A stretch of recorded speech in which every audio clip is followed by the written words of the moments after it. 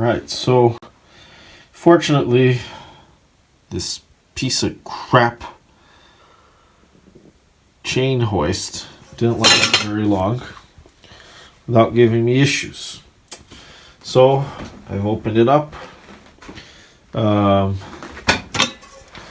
It's very easy to open these covers, and this one's held on by two large nuts, just like mine.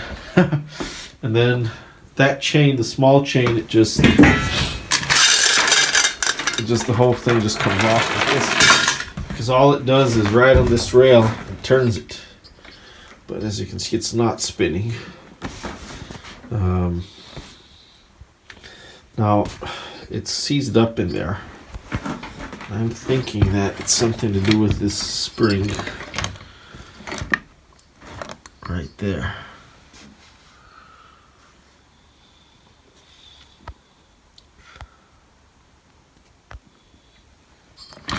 There's a latch there.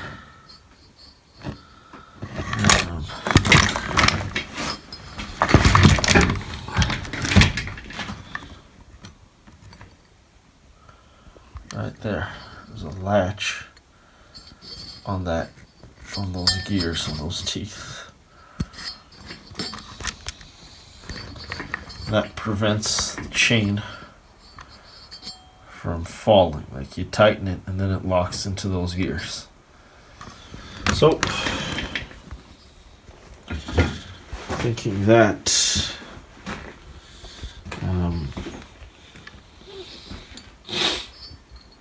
looks like it's not too hard to disassemble this thing. Just locking it there.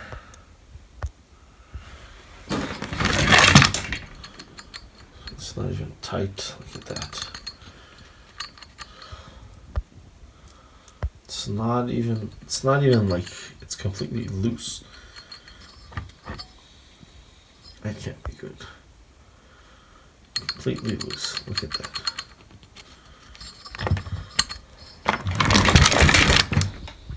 Got lots of grease in there.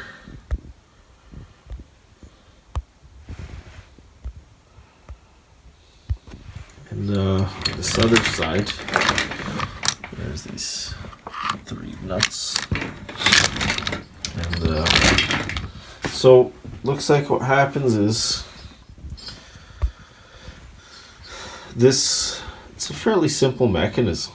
This round part here, which is spun by the chain, or maybe you can just do it by hand too. It has a shaft that goes from in here to the other side. Right in the middle there's 2 small gears that turn this big gear and turns that small gear. It's kind of hard to see. Oh, it's just a big gear right there. It's that big gear.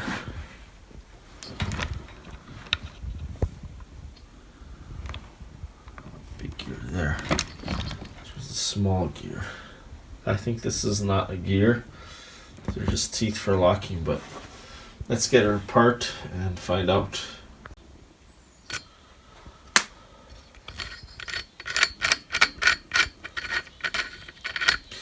So this part, I was looking, it looks just like a normal shaft, but look closely, it's actually threaded. So since it's seized up, I was able to just force this by hand. It wasn't this loose. Just thread it like that. Now if this thing was seized, then it would be difficult to do that. Okay, now this goes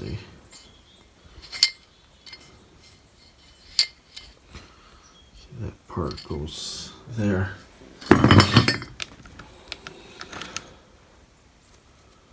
There's kind of a big fucking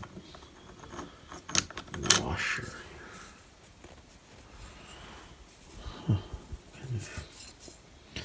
Some kind of friction material. Look at that. This gear looks like it just came off like that.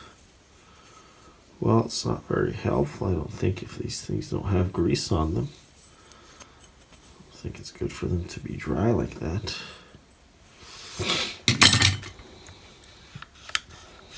I think this spring mechanism on the other side might be the problem.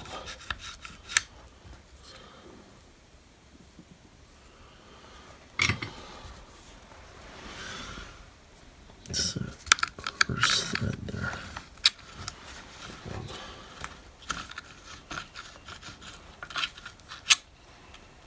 Not sure what happened there, but I think I just freed this fucker up. Just goes on there like that. This also just threads out like that. I'm going to put some anti-seize on these parts. Can't have dry joints like that. That's acceptable.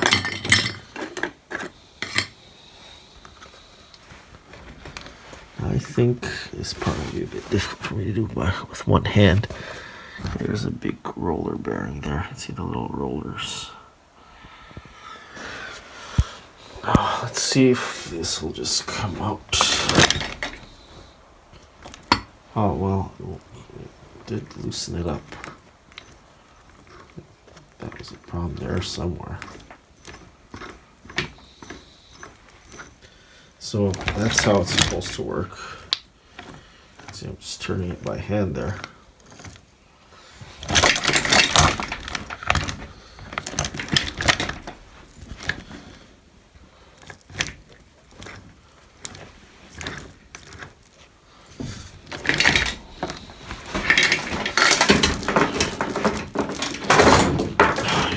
Gotta be fucking kidding. It's just awkward working with these chains. Yeah, that's better.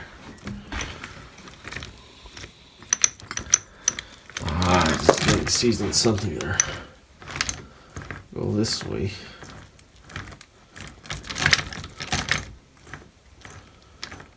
If I go the other way. Getting caught on something there. Oh, skipped it, but that's not right. Something feels loose in there.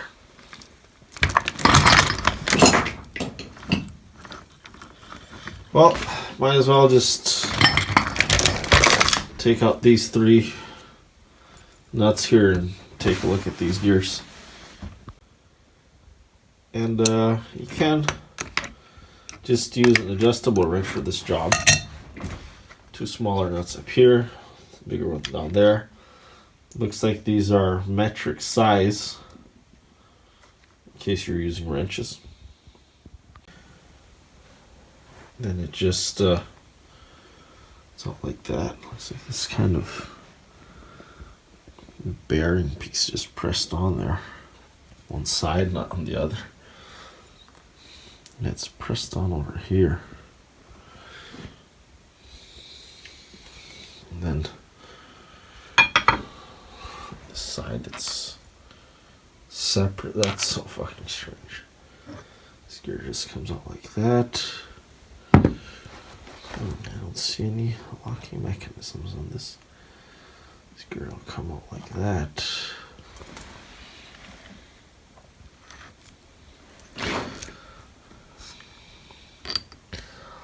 We'll just come out like that.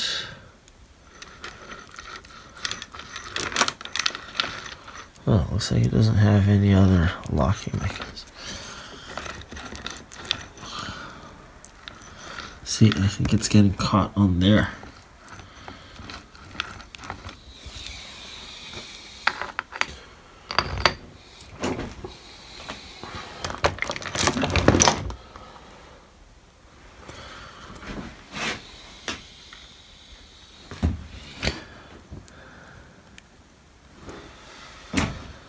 So you have this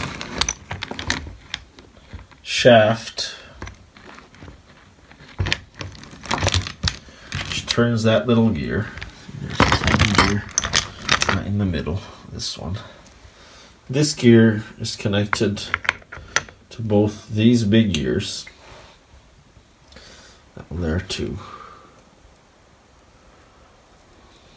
Like that. And then the big part of these gears, this part, sorry, the little gear is connected to the big parts of this gear. Then the small part of these gears, right there, there's a small part, is connected to the big part of this gear. So you basically have two reductions. Right? So you have a little gear turning a big gear. That increases your force, lowers your speed. You have a big gear turning a little gear. That decreases your force and increases your speed. So if I were to... Now...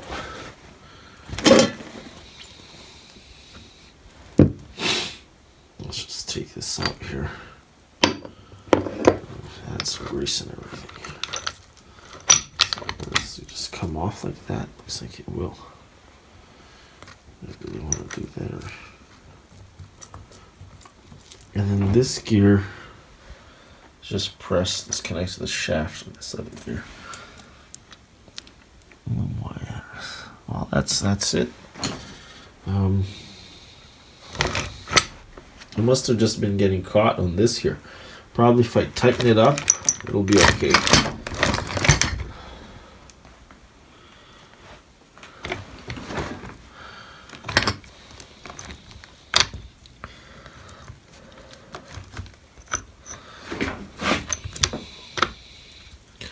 See, the whole thing is just kind of loose in there. So.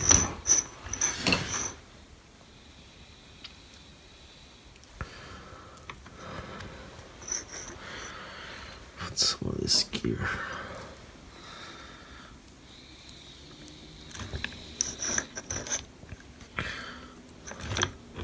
Oh, I don't want it to come apart. Well, I'm going to reassemble this, retighten it, add some grease, add some anti-seize.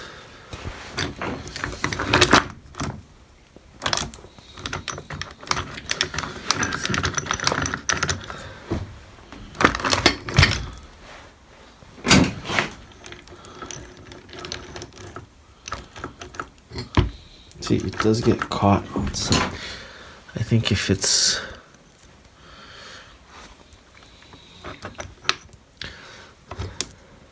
this guide, there's this part here which is the guide for the chain. If it gets out of the shaft, I think it blocks the movement of things.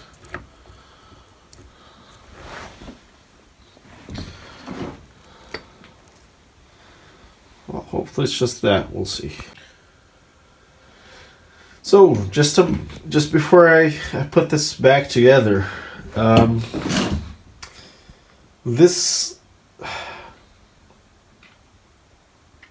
is the most hellbilly, fucked up system I've ever seen. So this spline gear, as you can see, this locking gear, it's not splined, it's not threaded onto anything. It just rolls in there freely. So if I actually just, I don't know if I'll be able to show this to you guys, but there, if I hold the latch, it can just spin freely without actually spinning anything else. That's why you have this friction ring, these friction rings. So what happens is the gears make so many turns, and that small gear actually only has 4 teeth on it, so that even though you have your weight there, the weight is unable to move the chains. It's the concept of where if you wrap a rope around a tree once, you can still pull on the rope on one end and it moves the other end. But if you have like 4 or 5 turns, then you can't. You don't even have a knot or anything, but you just can't pull it on it anymore because of the friction. This works on the exact same concept. So this actual thing here doesn't really do anything, because when you pull, when you turn it the other way, as you can see it's just turning. Like, it's hard to explain. Like, there's no locking mechanism going the other way. And not even this way either. I can just, if I can turn it one way, obviously I can turn it the other way. So, see?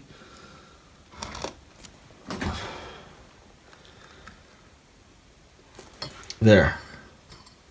See how that middle part is just turning without the gears actually turning on it? So this locking, this teeth gear here, it's not actually locked or splined into the gears.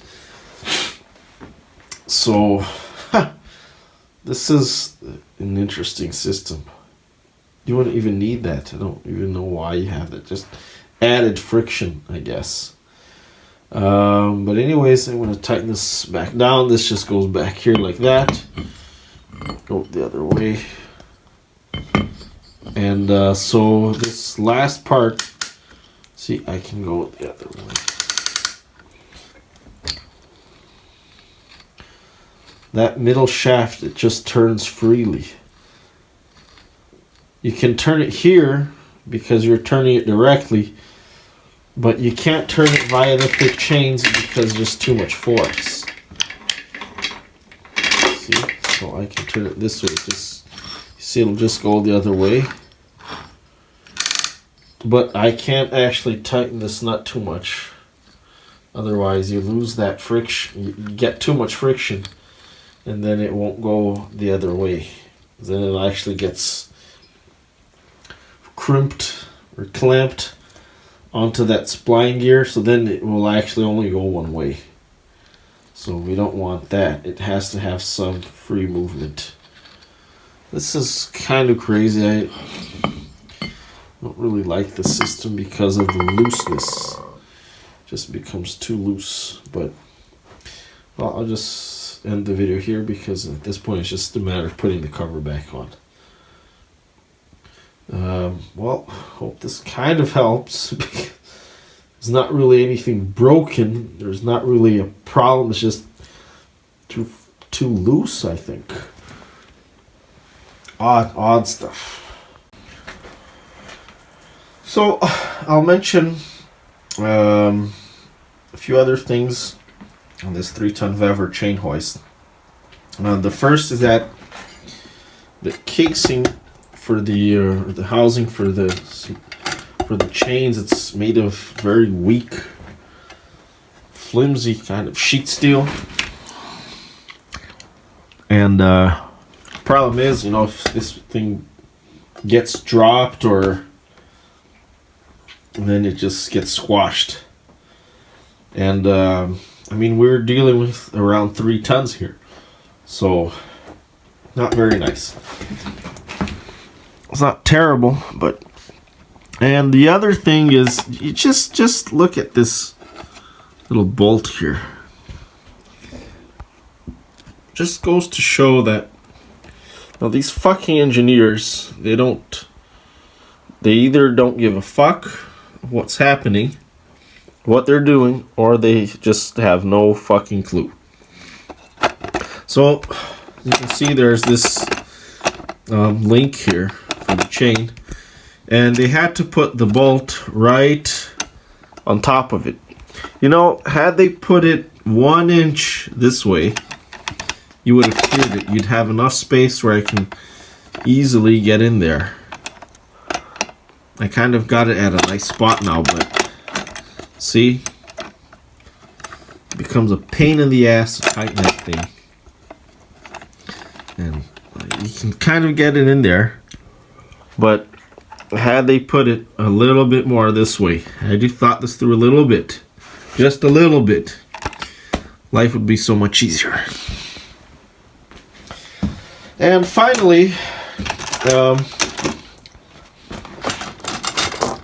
gonna show you a little adaptation that I made here. So first of all, I stretched out the chain as much as I could. Now the way this works is there's 2 loops on the same chain. So here's one loop. Forget about this little chain, it's the big chain. So there's 2 ends here, form a loop. And you have the chain hook on one end. And here is the other loop. This end is stationary, while this end moves in and out. Same for here. This one is just stationary. This doesn't move at all. And this is the one that moves in and out. And I'll make a quick demonstration.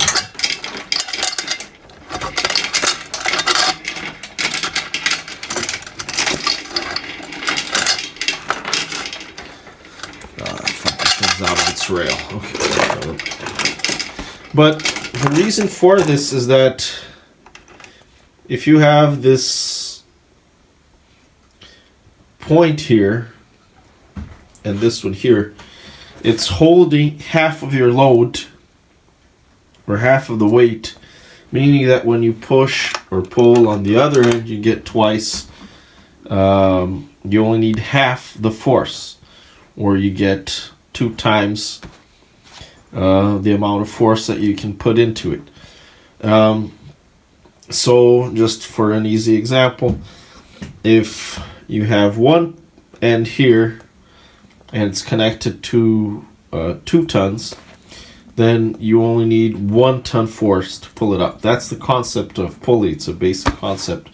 I'm going to go into too much detail about that, but that's the reason why you have it. Now on this end here, you're not carrying any weight, so you don't really need it. And you can see that they just put this stupid flimsy little pin there with some little cotter pins to hold it.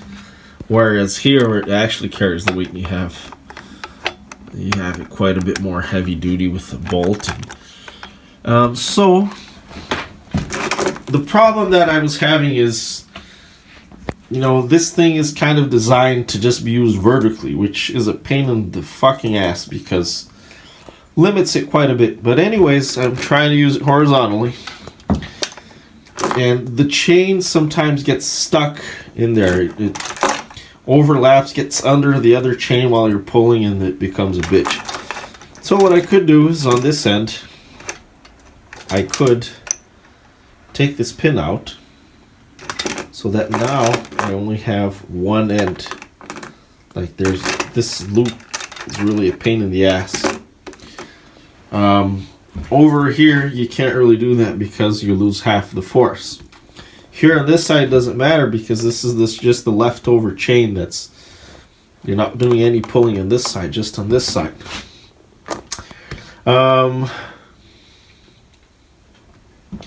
Now, honestly, we're in the 21st century. There's got to be better hoists than this, like with the gear here so that the chains don't... Now, there's got to be something better than this that works horizontally. But anyways, the next thing that I made that I think is really going to help me out is I put this... I'm not sure what this is called. See? It's called a fucking quick link. Okay, Malone. Oh no, that's.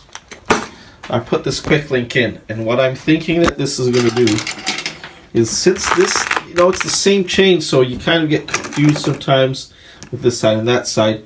And what also happens is this chain moves out that way, and then the other chain gets in it. So this here,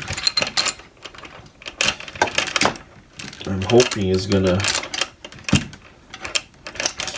limit its movement, see? And limit its movement to stay in line. Now I think it might be too big, and I might swap out to this one here. This one is probably going to be perfect. And just have it nice and close there, so that it's almost, you know, the same setup as it is when it is vertical. So you need it to be this way here, like this. You start getting problems when your chain goes out like that. Same for here, you know, like if you're in a normal situation and this is just vertical like this, the whole weight just keeps it on its rail. But when you're horizontal, then this is just going that way. It's going that way, they're spread apart like that, and then things get out of their tracks and seized up. So we'll see how this goes.